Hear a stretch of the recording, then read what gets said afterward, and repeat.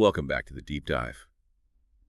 Today we are opening the file on a figure who is, well, he is monumental, and I mean that in every sense of the word. Oh, absolutely. You literally cannot walk through the streets of New York City without seeing his fingerprints on the architecture.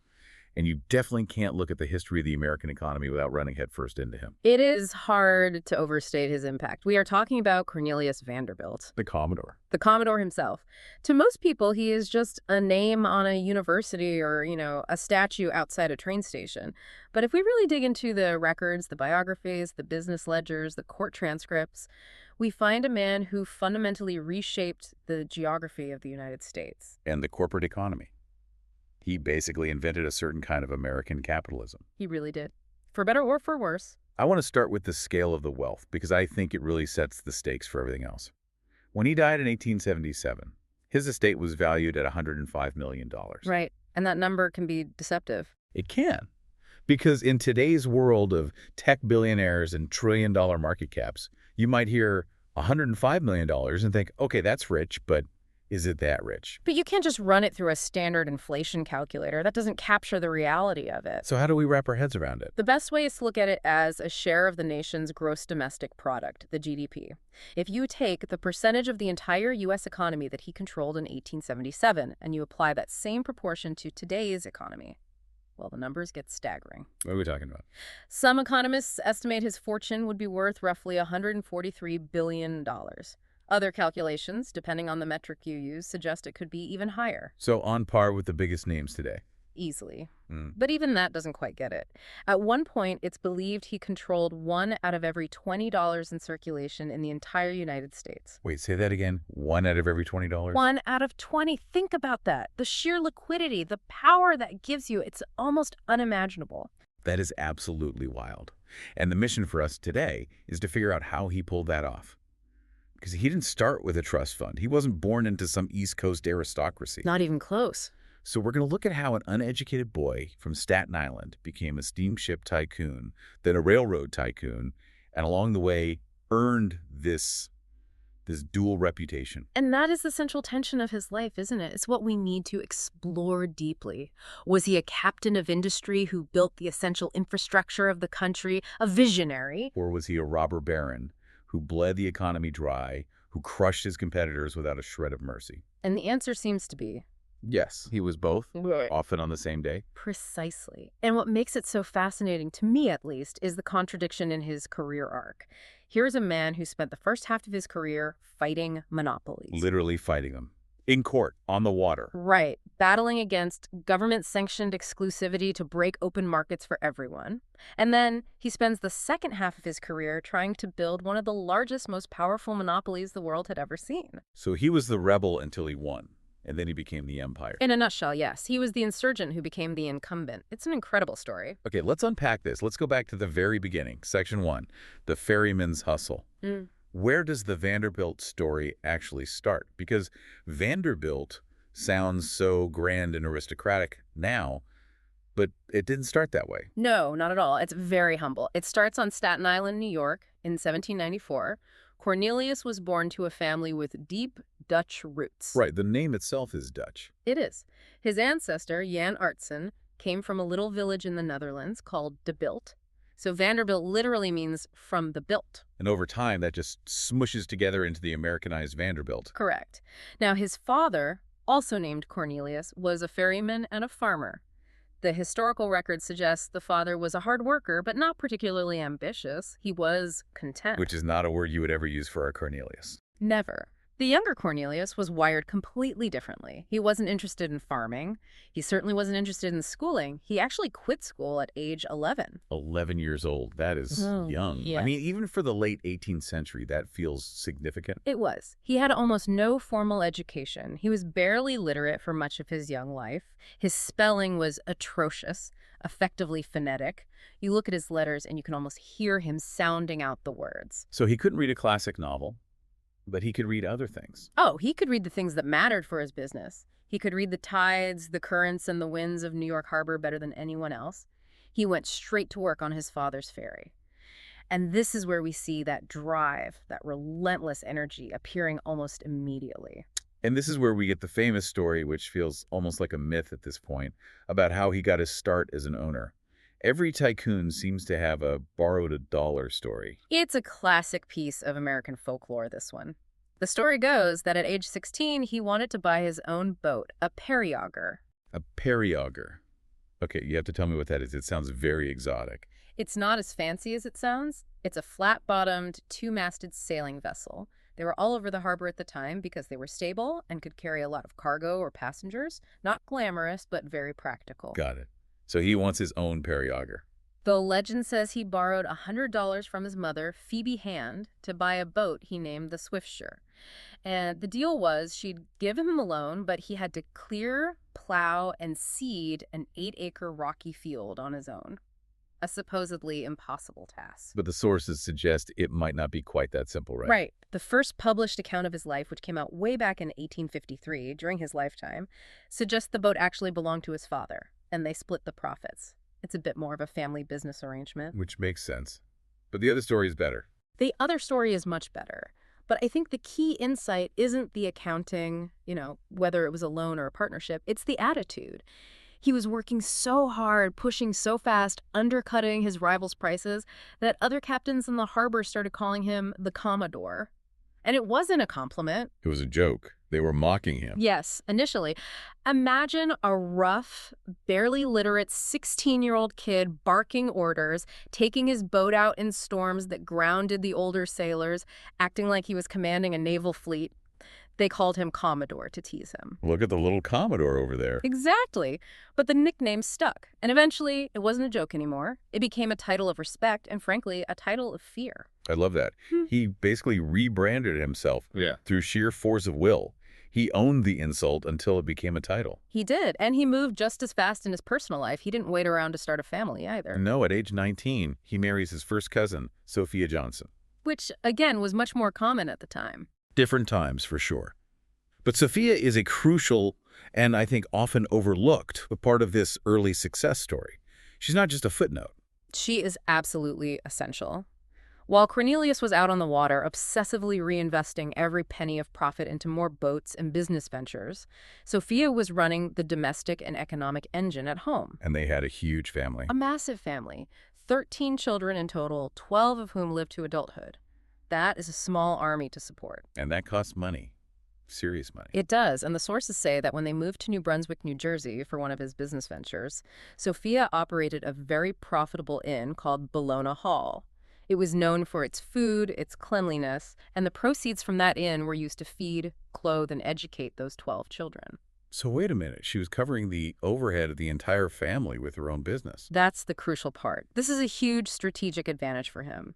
Because Sophia was covering the family's living expenses, Cornelius didn't have to draw a salary from his boat business to buy groceries or shoes for the kids. He could take every single cent of profit. Every cent. And plow it right back into buying more boats, expanding his routes. It was like having an angel investor living in your house, funding your life so you could fund your business.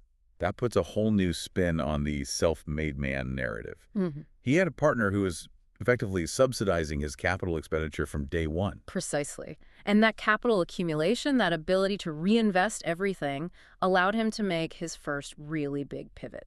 In 1817, he made a move that confused a lot of people.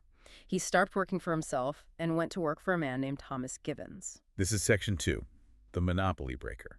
And it starts with this strange move. Why would a guy with an ego like the Commodore go work for a boss? Because he saw the future, and the future was steam. Vanderbilt had been a sailing man. He was an expert with wind and tide. But Thomas Gibbons offered him a chance to captain a steamboat. This was the new technology. It was dangerous, boilers could explode, but it was powerful. And it wasn't just about the technology, was it? Gibbons was in a fight. Gibbons was in a war. At the time, the waters of New York were completely locked down by a monopoly held by the heirs of Robert Fulton, the inventor of the steamboat, and a powerful politician named Robert Livingston. So Robert Fulton invents the steamboat, and the state basically gives him and his partner the exclusive right to use it. Effectively, yes. The New York legislature granted them the exclusive right to operate steamboats in all New York waters for a term of years. They had licensed a man named Aaron Ogden to run the lucrative ferry route between New York and New Jersey. And Thomas Gibbons wanted in. Gibbons wanted to break that monopoly, mostly because he had a personal vendetta against Ogden. It was a long, bitter rivalry. He wanted to drive Ogden into bankruptcy. I love that so much of this history is driven by spite. It's not just business, it's deeply personal. So where does Vanderbilt fit into this? Is he just driving the boat? He starts as the captain of Gibbons's boat, the Bellona, but he very quickly becomes the business manager, the general on the ground. And he attacks this job with this aggressive creativity. He was running a sort of guerrilla warfare on the water. What do you mean by that? Well, because what they were doing was technically illegal in New York, Vanderbilt had to dodge process servers from Ogden's company who were trying to arrest him and impound the boat. So he's basically a blockade runner in his own harbor. He is. He devised secret hiding spots on the boat, a hidden locker he could slip into. He would drop passengers off at non-standard docks to avoid the authorities. He flew a flag that said, "New Jersey must be free." It was this constant cat-and-mouse game. He was clearly thriving on the conflict. Absolutely. But while Vanderbilt was the muscle on the water, the real fight escalated all the way to the Supreme Court. This becomes the famous case, Gibbons v. Ogden. Vanderbilt wasn't the lawyer, obviously. No, but he was deeply involved in the strategy. He actually went down to Washington, D.C. himself. He helped hire Daniel Webster, who was the most famous orator and lawyer of the day, to argue the case. Vanderbilt knew they needed the heavy artillery. And what was the legal argument? The argument was simple but profound. Does a state like New York have the right to grant a monopoly on commerce that crosses state lines? Or does that power belong to the federal government under the Commerce Clause of the Constitution? And what was the verdict? In 1824, the Supreme Court, led by Chief Justice John Marshall, ruled decisively in Gibbons' favor. They said that states had no power to interfere with interstate commerce. Only the federal government could regulate that. Now, this sounds like a dry legal ruling, but this is a massive deal for the American economy, right? It's arguably the legal bedrock of the modern American economy. It meant that you could do business across state lines without getting blocked by local monopolies or protectionist laws. It turned the United States from a collection of separate state markets into one giant, unified, free market. And Vanderbilt, by fighting this very personal, spite-fueled battle, helped create that precedent. He was there at the creation. He helped unlock the competitive interstate commerce that would drive American prosperity for the next century. So the Commodore helps break the monopoly. Gibbons eventually dies. What does Vanderbilt do next? Does he stick with the company? He runs it for Gibbons' son for a bit, but by 1829, he's ready. He strikes out entirely on his own. He takes his knowledge of steam, his accumulated capital, and his ferocious reputation, and he starts his own lines. And here is where we see his signature tactic really develop, the price war. This is where the robber baron versus captain of industry debate gets really interesting. It really does. In 1834, he decides to go after the Hudson River Steamboat Association. This was a new monopoly, a cartel really, running the route between New York City and Albany. They thought they had the route locked down. And then Vanderbilt shows up. He launches a rival service called the People's Line. The People's Line. I mean, Yeah. The marketing is just brilliant. So populous. It was very intentional. He's channeling the spirit of Andrew Jackson, framing himself as the champion of the common man against the greedy elites, the monopolists. And his weapon was price. The association was charging $3 for a ticket. Which was a decent amount of money back then. A fair bit. So Vanderbilt comes in and drops the price to $1. The association matches him. Vanderbilt drops it to 10 cents. 10 cents? How do you even make money on 10 cents a ticket? Eventually, he dropped it to 0. Free passage. Okay, now you're losing me. How is a business sustainable if the product is literally free? There has to be a catch. It's the original concession stand model.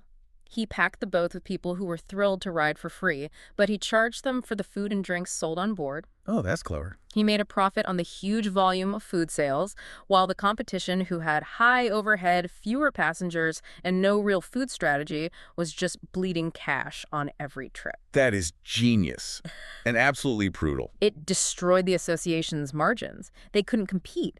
Eventually, the monopoly gave up. They came to him and paid him a large lump sum and an annual stipend just to stop competing on their river. Wait, so they paid him to go away. They bribed their competitor. Yes. This is a tactic that would later be called greenmail. He proved he could destroy their profit, so it was cheaper for them to just buy him out. He took their money, agreed to leave the Hudson River route, and promptly moved all his operations to the Long Island Sound. And I'm guessing he did the same thing there. He did the exact same thing there. By the 1840s, he dominated the Sound and started taking over the connecting railroads, too. He was building an integrated transportation network. So if you're a regular person, a passenger, you love Vanderbilt. He's making travel affordable for the first time. You love him. He's driving down prices. He's making it possible for people to move around the country cheaply. That's the core of the captain of industry argument. But if you're his competitor, he's a monster. He's a predator who exists to destroy your business and then get paid off. Exactly. He democratized travel through ruthless aggression. He created value for the consumer by destroying the value of his rivals. It's a complex legacy. And all this time, he's just building a massive pile of cash. And then 1849 hits, the gold rush. This changes everything. This is the next major chapter, and it takes him onto the world stage. Gold is discovered at Sutter's Mill in California. Suddenly, the entire East Coast wants to get to the West Coast. And there's no easy way to do it. No, there's no cross-country railroad yet. That's decades away. You have two terrible options. You can go overland by wagon, which is incredibly dangerous and takes months, or you go by ship. Most people went to Panama, crossed the disease-ridden isthmus on mules through the jungle, and then took another ship up to San Francisco. But Vanderbilt looks at a map and sees something else. He sees Nicaragua. He notices that it's significantly closer to the U.S. than Panama, and he has a bold idea. He thinks he can build a canal there. A canal?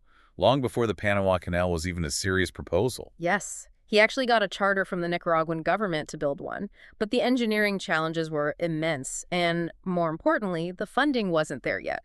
The investors were too scared. So he pivots. He pivots brilliantly. He launches a company called the Accessory Transit Company. He used ocean steamships to get passengers to the Caribbean side of Nicaragua.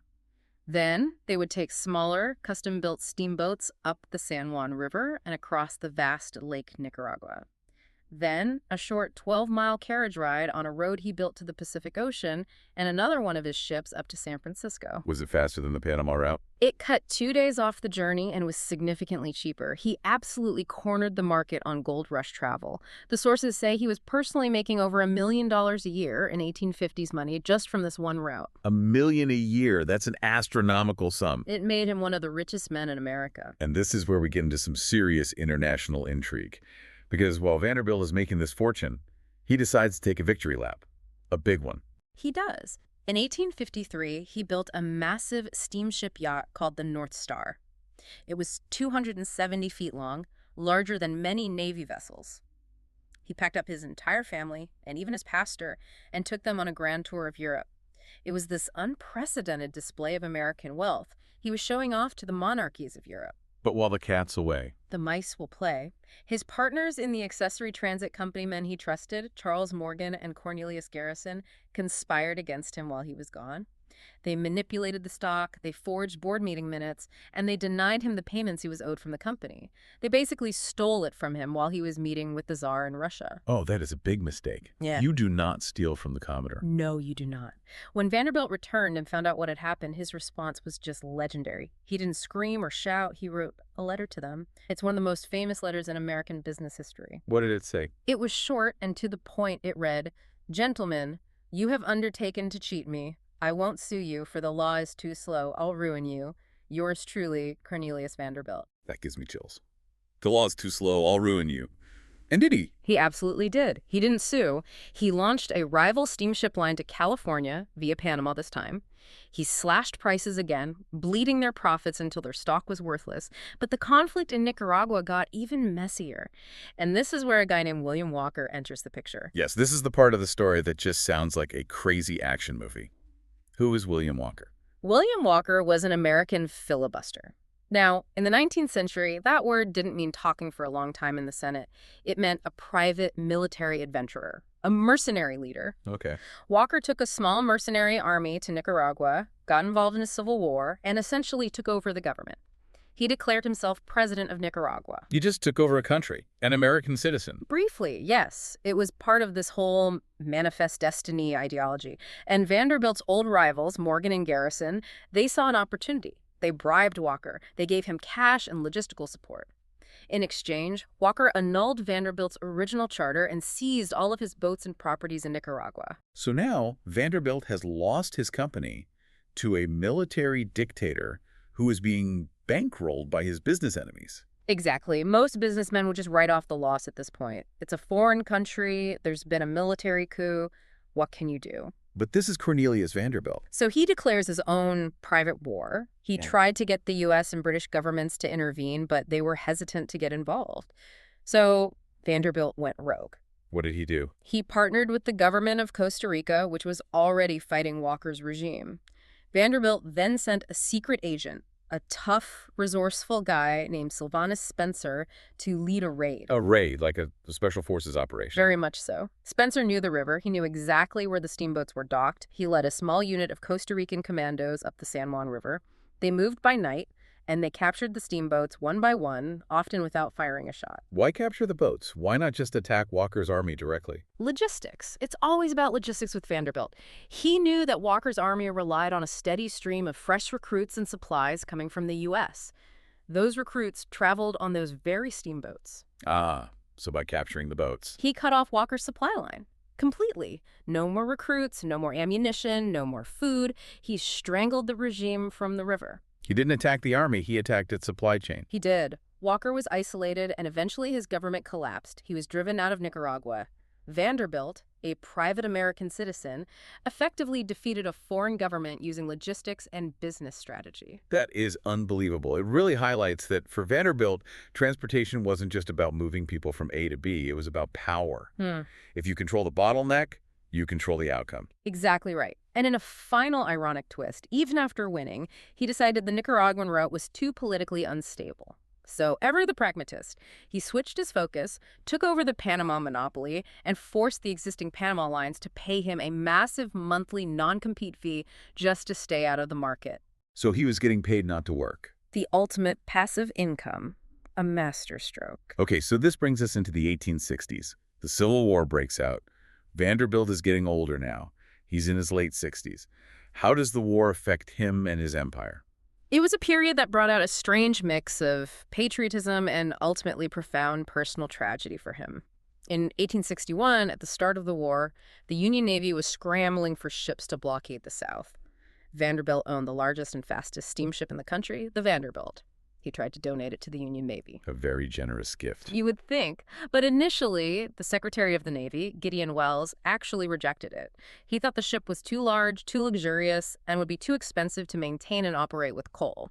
He basically said, no thanks, we don't want your giant white elephant. That had to sting the Commodore's ego. Oh, it did. It was a huge public embarrassment. Until, that is, the Confederates changed the game. They launched the CSS Virginia, the ship more famously known as the Merrimack. It was an ironclad warship. And it caused panic. Absolute panic. It sailed out and started destroying the Union's wooden ships like they were toys. The North was terrified. The ship was seemingly invincible. And suddenly, a giant, fast steamship looked pretty good to the Navy. All of a sudden, Abraham Lincoln and the War Department were personally appealing to Vanderbilt for help. He took the Vanderbilt, had its bow reinforced with iron to turn it into a massive battering ram, and filled the boilers with high-grade fuel. He even handpicked the officers. The ship was sent to hunt the ironclad. Did it ever fight the Merrimack? They never had a direct confrontation, but its presence helped bottle up the Confederate ironclad, preventing it from terrorizing the rest of the coast. Later in the war, the Vanderbilt was sent on a long chase to hunt the very successful Confederate raider Alabama. For his contribution, Congress awarded him the Congressional Gold Medal.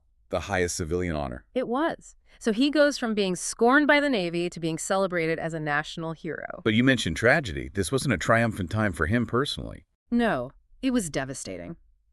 While he was managing all this, his personal life completely collapsed. His youngest and favorite son was George Washington Vanderbilt II. And why was he the favorite? George was everything the Commodore valued. He was a West Point graduate. He was strong, disciplined, athletic. The Commodore saw himself in George, or at least the idealized version of himself that he wanted to see. He saw George as the heir apparent, the one with the strength and fortitude to carry on the empire. But George gets sick. He contracts an illness, probably tuberculosis, and dies during the war without ever seeing a day of combat. That must have just crushed him. It broke him. It fundamentally changed his view of his own legacy and his succession plans. Because up until this point, he had always viewed his eldest son, William, known as Billy, as a total disappointment. Which is funny because Billy ends up being a business titan in his own right. He does. But early on, Billy was quiet. He was anxious. He wasn't this larger-than-life figure. Vanderbilt called him a blockhead and a blatherskite. A blatherskite. Yeah. I love these old insults. He famously exiled Billy to a farm on Staten Island and basically told him to make a living digging in the dirt because he wasn't fit for real business. Go farm, Billy. You're no good at capitalism. Essentially. But what the Commodore didn't realize, or didn't want to see, was that Billy had turned that farm into a massively profitable enterprise. He was a meticulous accountant and a great manager. With George gone, the Commodore had no choice but to pivot his legacy to Billy. He started bringing Billy into the inner circle. And speaking of pivots, this leads us to the most surprising business move of his entire life. The Great Pivot. I love that term for it. The year is 1864. Vanderbilt is 70 years old. Most men are dead or have been retired for decades.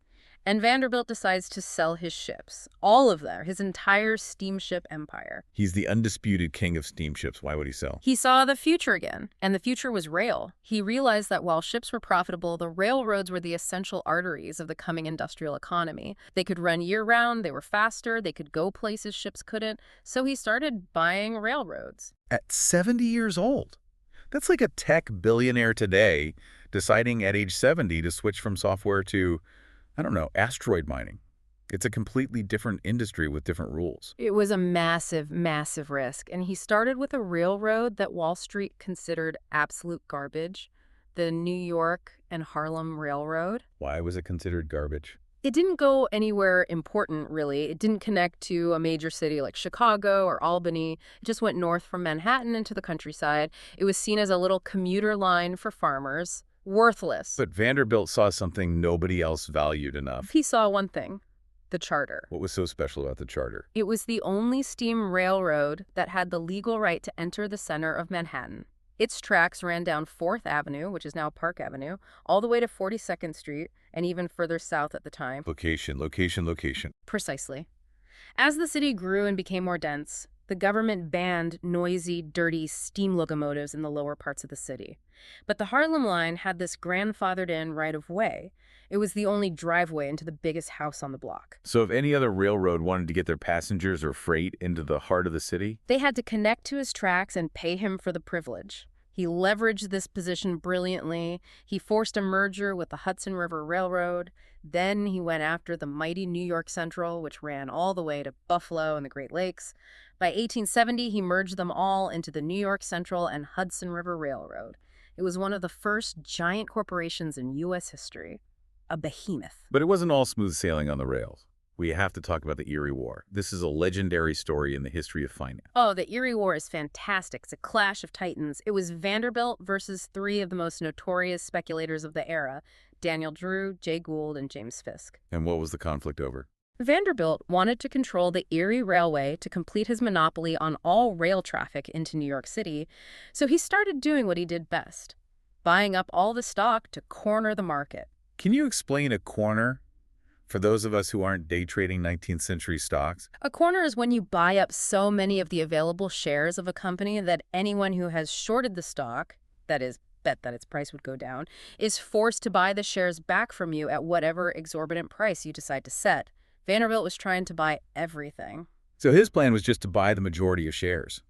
Seems simple enough. It should have been. But Gould and Fisk were on the board of the Erie, and they played dirty. Unbelievably dirty. They utilized a loophole in the corporate bylaws, and they literally set up a printing press in the basement of the Erie Railway offices. A printing press? Why? To print new stock certificates.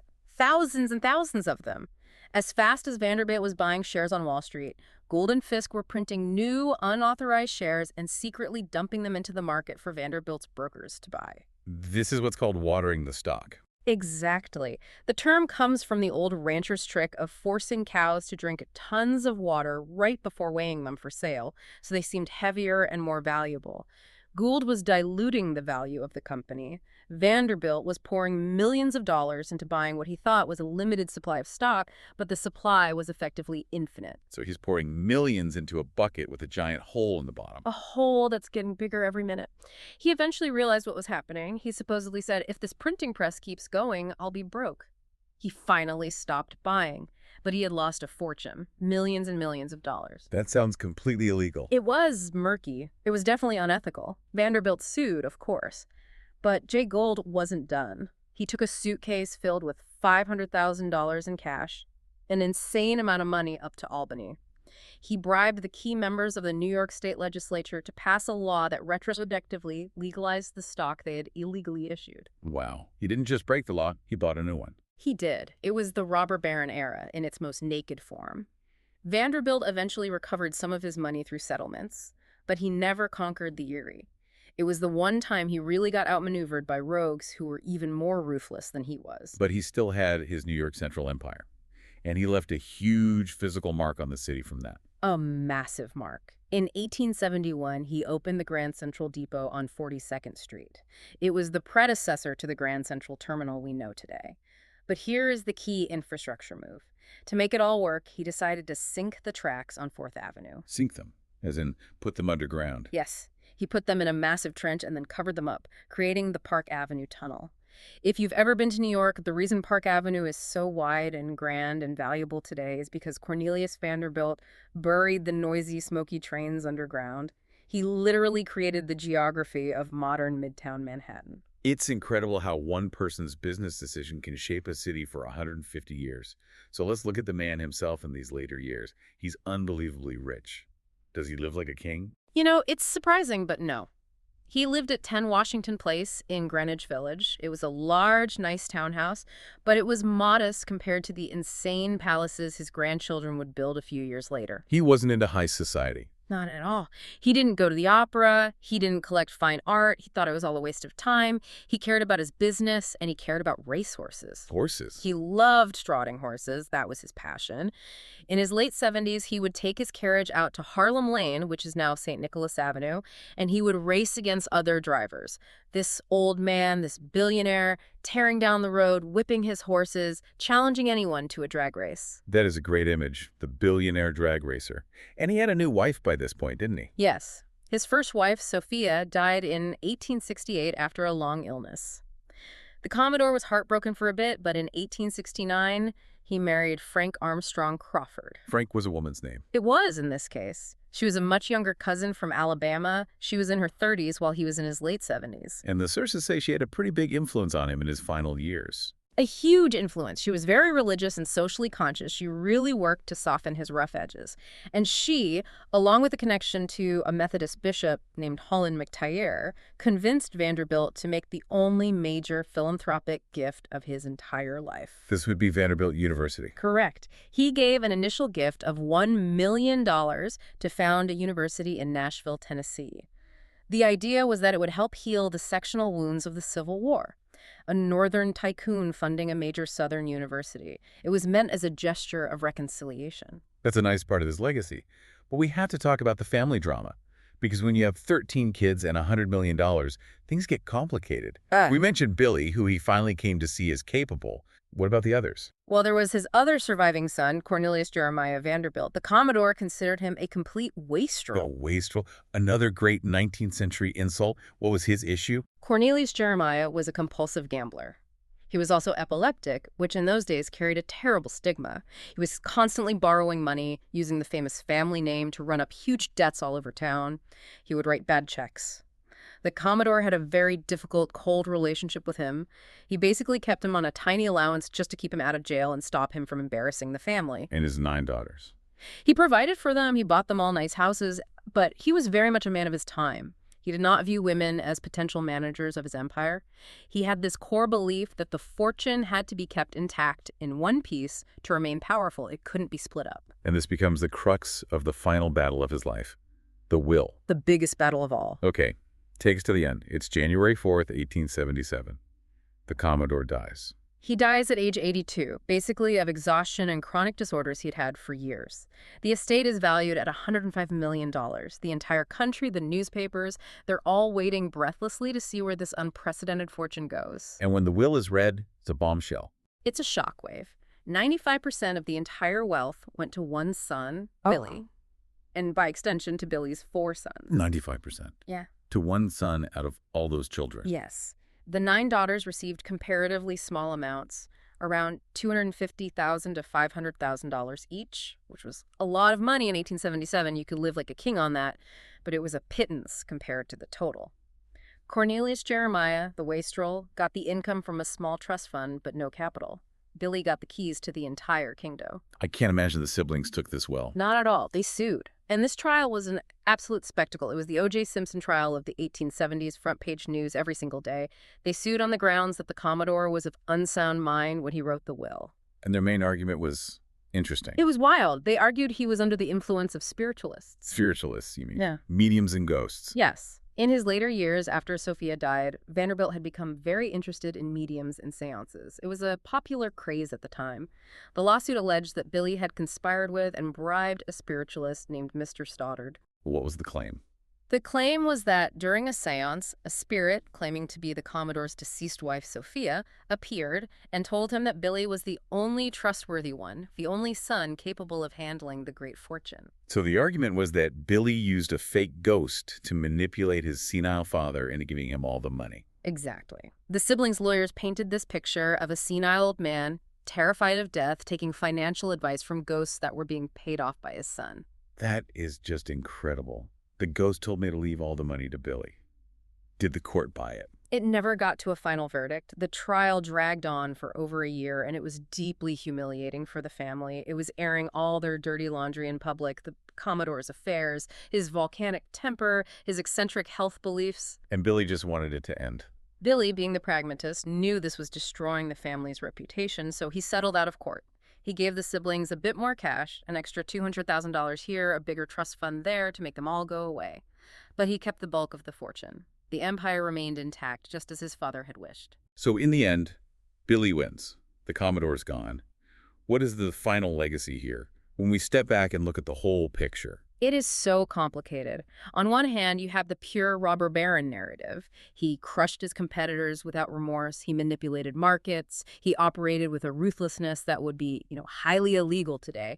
He bought laws from legislatures when he needed them. But on the other hand, the captain of industry argument. He drove the cost of transportation down for everybody. He made travel and shipping cheaper and faster for millions of people. He consolidated a chaotic patchwork of inefficient small railroads into a unified, powerful system that really powered America's industrial growth after the Civil War. The historian T.J. Stiles, his best biographer, argues that he vastly improved and expanded the nation's transportation infrastructure. And that's undeniable. It's the classic trade-off, isn't it? We got this incredible, efficient infrastructure, but we got it through monopoly, brute force, and political manipulation. And we still see his physical legacy everywhere. There's the statue of him at Grand Central Terminal. He stands there looking down the length of Park Avenue, the very avenue he created. And of course, there's the Gilded Age mansions. Right. The money didn't stay in the business for long. Not all of it. His grandson, another George Washington Vanderbilt, built the Biltmore Estate in North Carolina. It's still the largest private home in the United States that was built with the Commodore's railroad money. And you have famous descendants like Gloria Vanderbilt and Anderson Cooper? Yes, though by Anderson Cooper's time, the vast fortune had mostly been dissipated or donated away. The famous Vanderbilt balls and the dozens of mansions, they ate through the capital pretty quickly. But the name still feels like American royalty. So here is the final provocative thought for you listening. We look back at Vanderbilt as this historical figure, almost like that statue in the train station.